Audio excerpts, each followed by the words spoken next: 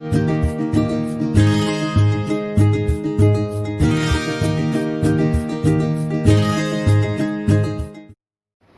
students, in this class let us discuss about molar heat capacities.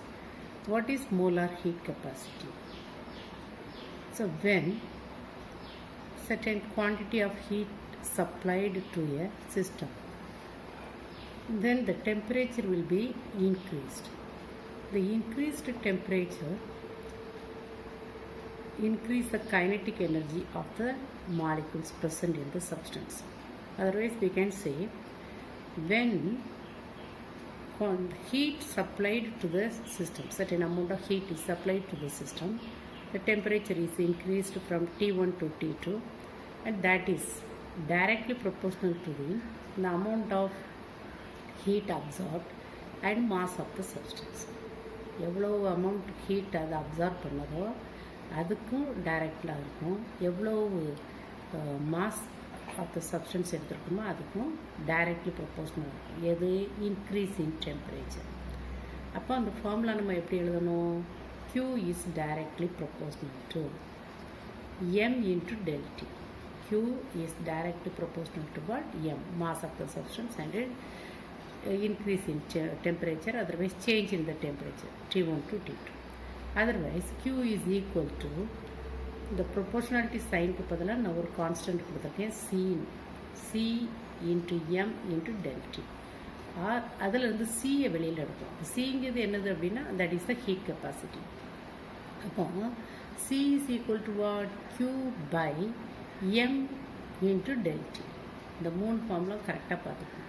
Quantity of heat is directly proportional to the molar mass of the substance and to that temperature increased. ஏன்னா quantity of heat absorb பண்ணும்போது temperature definitely increase ஆகும். இது ரெண்டும் ஒன்னோட ஒன்று directly proportional ஆகும். சரியா? அப்போ இதிலிருந்து Q is equal to, instead of this sign, proportionality sign, ஒரு constant கொடுக்குறோம், C. That is called as what? Heat capacity. இல்லை அப்படின்னா ஹீட் கெப்பாசிட்டி இந்த ஃபார்முலாலேருந்து எப்படி கண்டுபிடிக்கணும்? C is equal to what? Q by M into del T. இங்கே சிக்கு என்ன பேர் சொல்கிறோம்? ஹீட் கெப்பாசிட்டின்னு சொல்கிறோம். இல்லை C is equal to Q by M into del Tக்கு பதிலாக T2 minus T1 கூட போடலாம். ஏன்னா in certain cases கொஸ்டினில் உங்களுக்கு T1 initial temperature, final temperature கொடுத்தாங்கன்னா you can apply this one. சரியா? அடுத்தது, if the mass of the substance is equal to 1 kilogram. இங்கே எடுத்துருக்கிற மாஸ் வந்து 1 kilogram and the temperature difference T2 minus T1 is equal to 1 kilo. அப்போ என்ன ஆகும்? the heat capacity is equal to what? The quantity of heat.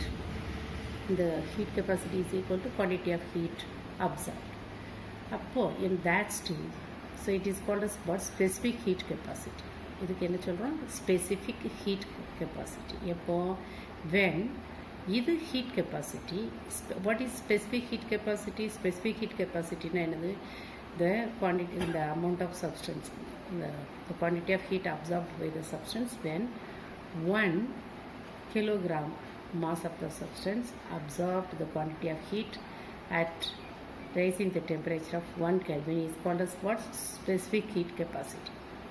அதே மாதிரி the molar heat capacity, அதாவது 1 kilogram substance வந்து 1 kelvin rice ஆகுறதுக்கு எவ்வளோ ஹீட்டாக அப்சார்ப் பண்ணுமோ அதுக்கு பேர் ஸ்பெசிஃபிக் ஹீட் கெப்பாசிட்டி. நல்லா கவனிச்சுக்கணும். 1 kilogram substance raising its temperature by 1 Kelvin, how much amount of the heat is absorbed, அந்த amount of heatக்கு பேர் என்ன பேர்? Specific heat capacity. ஆனால் suppose if the heat capacity used for 1 mole of the substance, 1 mole, instead of 1 kilogram substance, 1 mole of the substance is called as what? Molar heat capacity. அதாவது the amount of heat absorbed by 1 mole of the substance to raise its temperature by 1 Kelvin. திரும்பவும் சொல்கிறேன், molar heat capacity na என்ன? Specific heat capacity. Specific heat capacity na the amount of heat absorbed by 1 kilogram of substance to raise its temperature by 1 Kelvin. Molar heat capacity na the amount of heat absorbed by 1 mole of the substance raise its temperature by 1 kilo. That is the difference. இங்கே 1 mole போடுறோம், அதில் specific heat கெப்பாசிட்டிக்கு இந்த 1 மோலுக்கு பதிலாக 1 kilogram போடணும், அவ்வளோ. That is the difference. அடுத்து unit of heat capacity. Heat கெப்பாசிட்டியோட எஸ்ஐ யூனிட் என்ன அப்படின்னா joule per kelvin per mole. இதுதான் ஹீட் கெப்பாசிட்டியோட எஸ்ஐ யூனிட். இப்போ மோலார் ஹீட் கெப்பாசிட்டிஸை நம்ம வந்து 2 வகையாக எக்ஸ்பிரஸ் பண்ணலாம். Molar heat capacity expressed in terms of constant volume and that is CV, and molar heat capacity expressed in terms of constant pressure CP. Yeah. According to the first law of thermodynamics, internal energy U is equal to quantity of heat absorbed by the system plus what the work is done on the system W. So Q plus W. இல்லை suppose the pressure volume work படி the system is doing some work, therefore internal energy is equal to Q minus P del V. இங்கே வந்து constant ப்ரெஷரில் only volume will be changed from initial to final. அடுத்தது therefore the Q is equal to U plus what P dV. U plus P dV. U plus PdVனா நம்ம என்ன கொடுத்துருக்குறோம், இங்கே எடுத்துருக்கிறது U is equal to Q plus W. அப்போ U is equal to what Q minus PdVன்னு கண்டுபிடிச்சிருக்கோம். அதிலிருந்து நம்ம என்ன எடுக்கிறோம் Q. அப்போ Q இங்கே வந்துடுது அப்படின்னா இந்த என்ன ஆகுது, Q விடுது மைனஸ் P del V, இந்த சைடில் வந்து என்னது ப்ளஸ் P del V. சரியா, ப்ளஸ் P dV. அதனால தான் Q is equal to what U plus P. Confuse ஆகாமல் பார்க்கணும். Internal energy is, according to the first law of thermodynamics, internal energy U is equal to heat plus quantity of heat absorbed by the system plus work is done on the system. சரியா. according to the pressure volume work எப்படி எழுதுவோம், the W ஓட வேல்யூட minus P dV ஆகும். அதை substitute பண்ணுறோம். இதிலேருந்து Qவை கண்டுபிடிக்கும். அப்போ Q is equal to the minus P dVயை ரைட் சைடில் கை எடுத்துக்கோ, லெஃப்ட் சைடில் எடுத்துக்கோங்க. அப்போ என்ன வரும் நமக்கு U plus P dV. சரியா. இப்போ differentiate this equation with the temperature at constant volume. அதாவது dV is equal to 0. அப்போ கான்ஸ்டன்ட் வால்யூமில் நம்ம வந்து டிஃப்ரென்ஷியேட் பண்ணுறோம் அப்படின்னா dQ change in the heat, quantity of heat absorbed by the system divided by dt at constant volume is equal to what dV by dt at constant volume. Okay, du na internal energy. Okay, internal energy divided by what at dt. அப்போ CV is equal to நம்ம என்ன எழுதலாம் du by dt into v. CPக்கு பதிலாக நம்ம என்ன எழுதலாம் dH divided by dt into v. இந்த dங்கிறதுலாம் the difference in the initial and final one. இப்போ இங்கே வந்து CV na heat capacity at constant volume, CP na heat capacity at constant pressure. So CV ka heat capacity at constant volume is equal to என்ன சொல்லணும், the rate of change in the internal energy with respect to temperature at constant volume. அதே மாதிரி heat capacity at constant pressure is equal to what, that is defined as the rate of change in the enthalpy with H na என்னது enthalpy with respect to temperature at constant pressure. சரியா.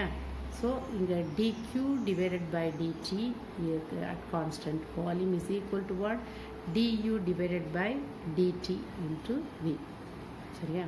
Okay, அதாவது quantity of ஹீட்டுக்கு பதிலாக நம்ம இங்கே என்ன போட்டிருக்கோம் internal எனர்ஜியாக போட்டிருக்கோம். சரியா. அடுத்தது relationship between CP and CV for an ideal case. Ideal கேஸ்க்கு சிபி அண்ட் சிவிக்குள்ள ரிலேஷன்ஷிப் கண்டுபிடிக்கணும்னா ஃபஸ்ட்டு என்தால்பியோட டெஃபினேஷனை ரீகால் பண்ணணும். What is enthalpy? That is the sum of the internal energy and the products of the pressure volume. சரியா. அப்போ H is equal to U plus P for 1 mole of an ideal gas. PV is equal to what? nRT. Substitute that one. So H is equal to U plus nRT. So differentiating this equation with the temperature. அப்போ என்ன வரும்? dH by dt is equal to du by dt plus what? nR dt by dt. அப்போ dt dt will be cancelled. இப்போ அந்த dH by dtக்கு பதிலாக நம்ம என்ன போடலாம் CP. ஏன்னா CPயோட வேல்யூ தானே அது. அடுத்தது du divided by dtக்கு பதிலாக நம்ம என்ன போடலாம், that is CV. So that is equal to what? CP is equal to CV plus what? nR. So இதுதான் என்னது இந்த relationship between CP and CV for an ideal case. அப்புறம் calculation of del U and del H. Del U and del H எப்படி கண்டுபிடிக்கலாம் அப்படின்னா, for 1 mole of an ideal gas CV, for 1 mole of an ideal gas CV is equal to dV by dt, or du is equal to what? The CV into dt, internal energy. Change in the internal energy is equal to heat capacity at constant volume into dt. சரியா? For infinite changes and finite changes அப்படின்னா ஒரு fixed changes நடக்கும். In that cases del U is equal to what? CV into del T. CV na another heat capacity at constant volume, that should be multiplied by the difference in the temperature. Otherwise the del U is equal to CV into what? The del T க்கு பதிலா T2 minus T1 போட்டுக்கணும். அதே மாதிரி for 1 mole of an ideal gas, for n mole of an ideal, del H is equal to del U கண்டுபிடிச்சிருக்கோம், அது மாதிரி del H is equal to what? N number of moles into CP. CP நானது heat capacity at constant pressure into del T. டெல்டின்னு போடலாம், இல்லைனா T2 minus T1 போடலாம். சரியா? So இது வந்து சேஞ்ச் இன் இன்டர்னல் எனர்ஜி கண்டுபிடிக்கிறதுக்குள்ள ஃபார்முலா. அதான் கேல்குலேஷன் ஆஃப் டெல்யூக்குள்ள ஃபார்முலா. இந்த ஃபார்முலா வந்து டெல் ஹைட்ஸுக்கு சேஞ்ச் இன் என்தால்பிக்குள்ள ஃபார்முலா. That's all.